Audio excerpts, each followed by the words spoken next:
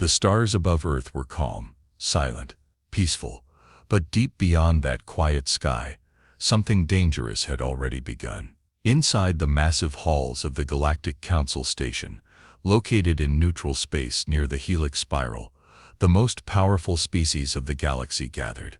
Glowing lights filled the chamber. Alien ambassadors, floating beings, crystalline forms, scaled giants, all stood in rows around the central dome.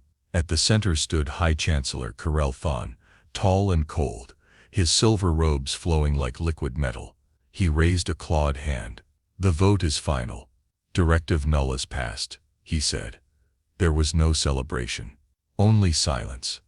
The entire chamber knew what it meant. Directive null was not just a law, it was an erasure. A command to strip Earth of all political rights, dissolve its sovereignty, and seize control of its advanced technologies. Humanity would no longer be equal. They would be watched, controlled, or destroyed. But Earth had no idea this decision had been made. On Earth, Commander Erik Voss stood in the war room of Terran Defense Command. The air was tense. Holographic stars spun slowly above the strategy table. A junior officer rushed in. "Sir, we intercepted a secure council transmission. It's encrypted, but the signature is genuine." Erik stepped forward. His face was stern, his tone steady. "Play it." The room went quiet as the hidden message played. The words weren't direct, but the meaning was clear. The council had voted. Earth was no longer protected. A plan was already in motion to block their fleets, jam their communications, and take control of Project Obsidian, Earth's most secret defense system.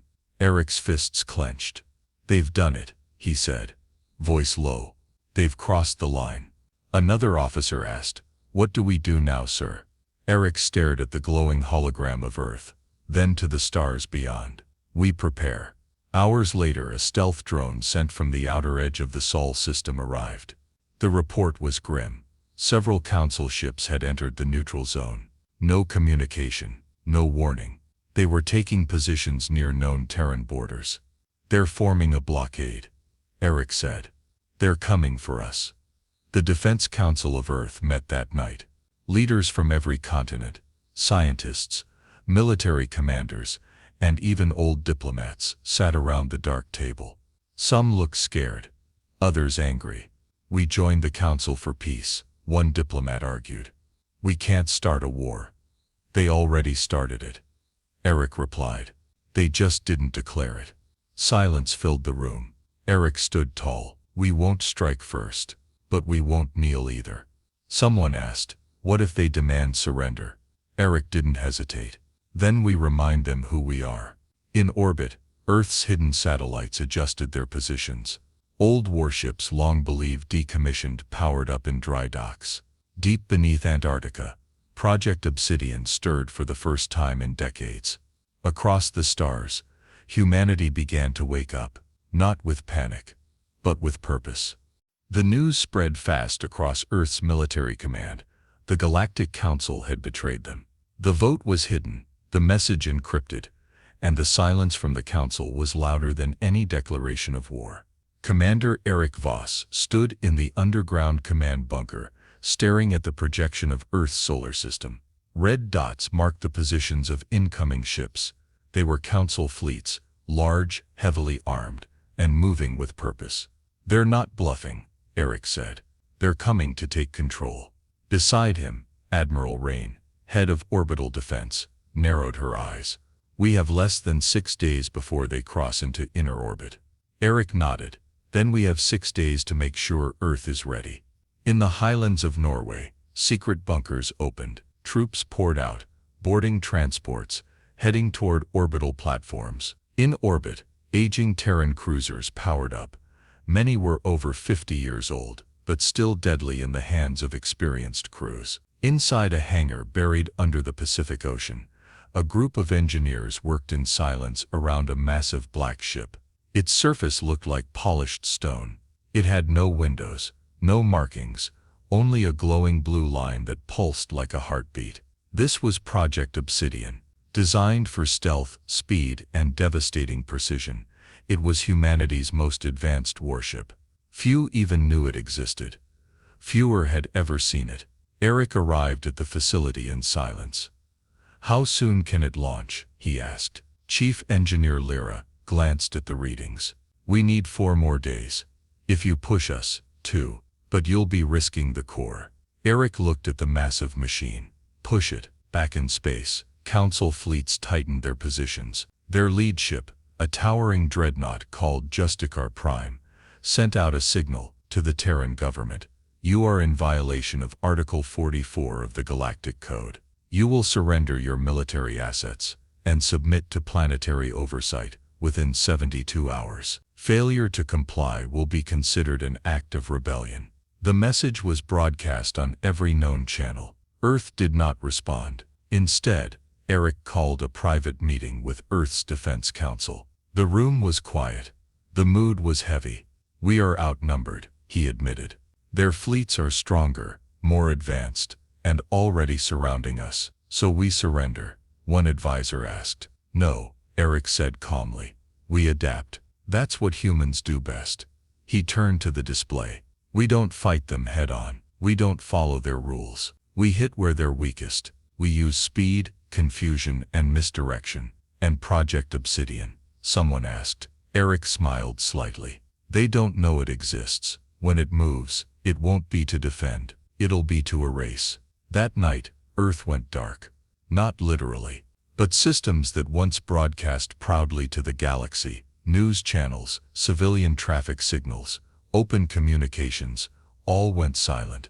The stars above Earth were filled with silence once again. Council ships grew nervous. Some began scanning more aggressively. Others waited for orders. Inside a small Terran scout ship, cloaked and quiet, Eric recorded a message. It was short and sent directly to the Council's high command. "You moved without warning. You voted in shadows. Now you face the light. We are not surrendering. We are not running. You crossed the line. We are coming to erase it." He hit send. Across the stars the storm began to form. 3 days passed. The Galactic Council's fleets tightened their grip around Earth. Massive warships blocked trade routes, scanned civilian transports, and sent warnings to any ship that moved too close to the neutral zone. Still, Earth remained silent. Inside Earth's main command center, Commander Eric Voss stood with his team. The air was thick with tension. A timer blinked on the main screen, counting down the final hours of the Council's ultimatum. "Any response from the Council to our last message?" Eric asked. "None, sir," said Communications Officer Trent. "But they've repositioned their carriers. Looks like they're preparing to strike." Eric looked calm, but inside he knew what was coming. "They want us to blink first," Admiral Rain said. "They want a reason to attack." "They already made their choice," Eric replied. "Now it's our turn."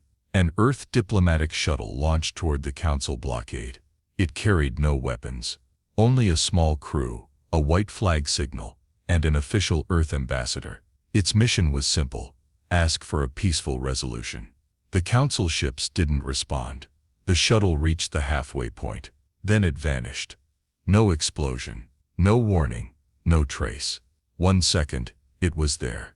The next, it was gone. Earth's scanners detected a short burst of high-energy particles. A Council-cloaked ship had fired a quantum disruptor. The peace envoy had been erased, without a chance to speak. In the war room, silence fell. "They destroyed an unarmed diplomatic vessel," someone whispered. "They want war," Rick said. "They just declared it." Moments later, Eric activated Earth's emergency protocol. "Send the signal. Full defense mobilization. Target all forward Council positions." Terran warships, hidden under the ice of Europa and in the asteroid belt, began to rise. Old orbital platforms spun to life. Dozens of stealth drones deployed from behind the moon, cloaked and quiet. Earth's forces were fewer in number, but they were fast, trained, and desperate. The first strike came near Jupiter's orbit. 2 Terran cruisers, Valor and Stonefire, exited stealth and fired coordinated shots at a Council blockade node. The enemy fleet scrambled, but Earth's ships were already gone, vanishing into asteroid fields and magnetic cover. 3 blockade ships were lost. Council forces sent reinforcements, but then came the second wave. This time a formation of drones hacked into Council communications, sending loops of false orders. Half of the alien fleet began firing at their own ships, confused and panicked. Within hours, Earth had taken out 6 Council ships and forced their armada to retreat from 2 sectors. Inside the Council's command ship Justicar Prime, High Chancellor Karel watched the chaos. "How?" he growled. "They're outgunned. How are they doing this?" One of his advisors, a small insectoid diplomat, trembled. "Humans. They don't fight the way others do." Karel narrowed his eyes. "Then we erase the rules." Back on Earth, Eric stood over a table filled with holograms of moving fleets. He didn't smile. "Prepare Obsidian," he said quietly. "It launches tonight." "Are you sure?" Admiral Rain asked. "We still haven't tested its full core." "We don't need full power," Eric said. "We just need a message." That night, far from Earth, a Council fleet moved through Sector 12, a quiet zone filled with debris and dark space. Suddenly their lead ship flickered. Then it split in half. No sound, no warning, just clean destruction. The others tried to scan, but systems went blind. One by one they began to fall, cut down by something they couldn't see. From the shadows, Project Obsidian moved like a ghost. No lights, no signature, only precision and silence. The first true blow had been struck, and now, the galaxy would feel it. The destruction of the Council fleet in Sector 12 sent a shockwave across the galaxy. No one saw what hit them. No survivors, no transmissions, just wreckage floating in silence. The Council tried to cover it up, but word spread fast. Ships from neutral systems picked up fragments. Rumors grew. Some said a black phantom ship was hunting the Council. Others believed humanity had unleashed a new kind of weapon. Inside the Galactic Council's central station, fear began to take hold. "We underestimated them," said one Council member. "They are a threat to the balance," another hissed. Chancellor Karel stood firm. "They are a wild species. We must crush them before others follow their example." Back on Earth, Eric Voss watched the growing panic with a careful eye. His message was spreading, not through war but through truth. The next move wasn't a strike. It was a revelation. Eric released a data packet across the interstellar network. It contained full proof of the Council's secret vote, Directive Null, the illegal decision to strip Earth of its sovereignty. It included encrypted Council logs, secret orders and communication between Karel and the Armada leaders. It was undeniable. Across hundreds of planets, outrage exploded. Civilian broadcasts replayed the betrayal. Leaders from other species demanded answers.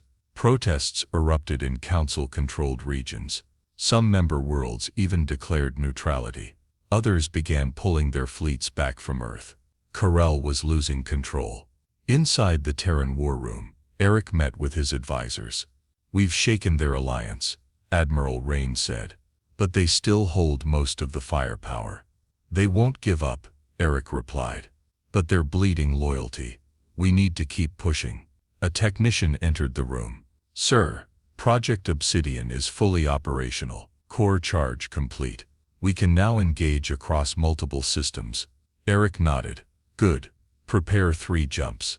While the galaxy debated, Obsidian moved. In Sector 41, it disabled an entire supply fleet without a single casualty. In Sector 9, it jammed a Council military network, forcing a retreat. In the Arak Belt, it slipped past 5 warships and planted surveillance beacons on each hull, broadcasting the Council's own movements back to Earth. It wasn't just about war anymore. It was about control. Obsidian made Earth a shadow that couldn't be tracked, a force that couldn't be predicted. Back on the Council station, Karel stared at a dark screen. One by one, the lights on his star map were going out. All systems falling back. "Even our allies are hesitating," his advisor whispered. Karel slammed his fist on the table. "Then no more warnings. Send every ship we have. Crush Earth, now." "But the assembly." "I am the assembly," he growled. Eric received the update within hours. "They're coming," Rain said. "Every ship, every class, one last strike." Eric didn't blink. Then let them. He turned to the map.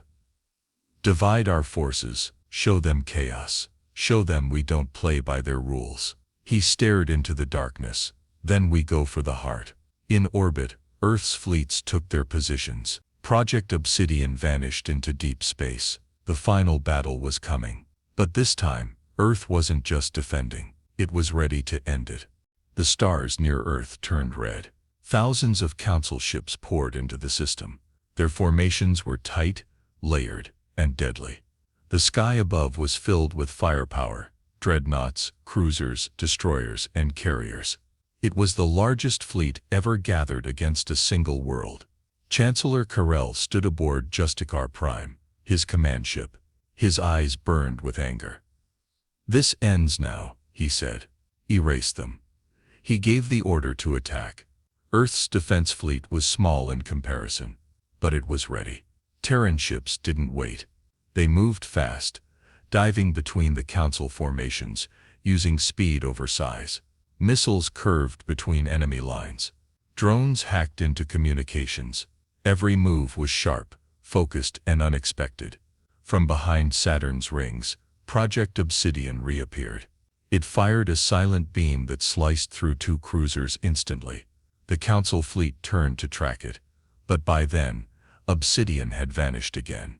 Inside Earth's War Command, Eric stood calm, watching the map. "They're splitting up," Admiral Rain reported, "trying to chase Obsidian. It's working." "Good," Eric said. "That's our opening." He turned to the board. "Begin Phase 3. Take the second fleet and hit their flanks. I'm leading the main force. You're going out there?" Rain asked, surprised. "I started this. I'll finish it." Eric launched in the TDS Resolute, a heavy command ship. Behind him, Earth's last capital ships followed. They punched through the center of the Council's line, heading straight for Justicar Prime. The Council didn't expect a frontal attack. Their ships were still chasing shadows. By the time they reacted, Earth's fleet had already broken through. Explosions lit up space. Obsidian reappeared, targeting their power cores and cutting them from the inside. Justicar Prime turned to flee.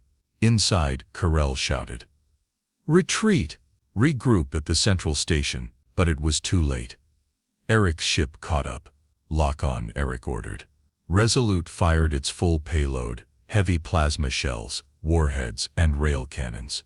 Justicar Prime shuddered under the assault. Fires broke through its decks. Its shields collapsed. The massive ship tilted and began to drift. Eric opened a channel. "This is Commander Eric Voss of Earth. Chancellor Karel, surrender now or be destroyed." A damaged screen flickered to life. Karel appeared, blood on his face. "You savages," he whispered. "You don't belong in the stars." Eric stared coldly. "Then why do we keep winning up here?" Seconds later, a boarding team stormed Justicar Prime. Karel was taken alive. The Council fleets, now leaderless and scattered, began to retreat. Some tried to regroup.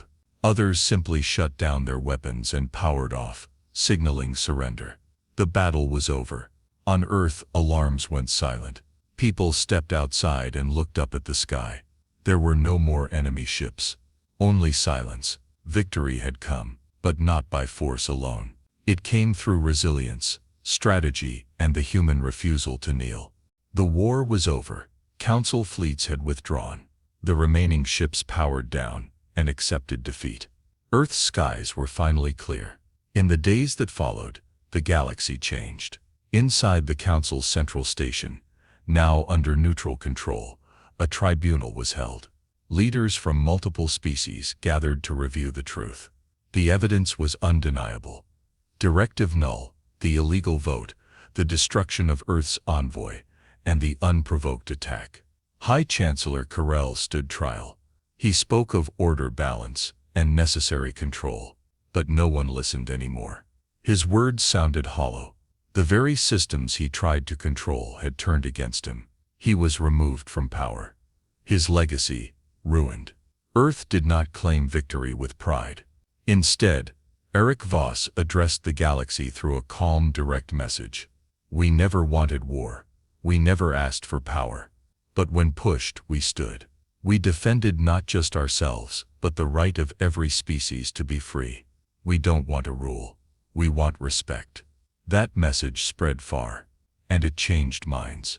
Several former council members broke away and joined Earth in forming a new alliance. It wasn't built on dominance, but on equal choice. No hidden votes, no secret rules. Every voice had weight. Small civilizations that once feared speaking out began to rise. Species long ignored now had a seat at the table, and at the center of it, Earth stood quietly, watching, guiding, but never forcing. Commander Eric Voss declined all offers of political power. He stepped down from the military and disappeared from public life. Some said he returned to a small cabin near the northern forests. Others believed he left Earth altogether, drifting in a quiet ship among the stars. But his legacy lived on. Schools taught his tactics. His words were etched into monuments. His face never appeared on statues, but his name remained in every history book, not as a conqueror. As a defender, Project Obsidian was shut down. Its core sealed, its ship locked in orbit, never to be used again unless the stars turned dark once more. The galaxy healed. Trade returned. Borders opened. Species began to rebuild what war had shaken. Peace had come, but not because someone granted it, because someone had fought for it. Above Earth, the stars blinked quietly once again. This time they weren't watching a species rise in rebellion. They were watching a species rise with purpose. Humanity had erased the line that tried to bind them, and in doing so they redrew the future.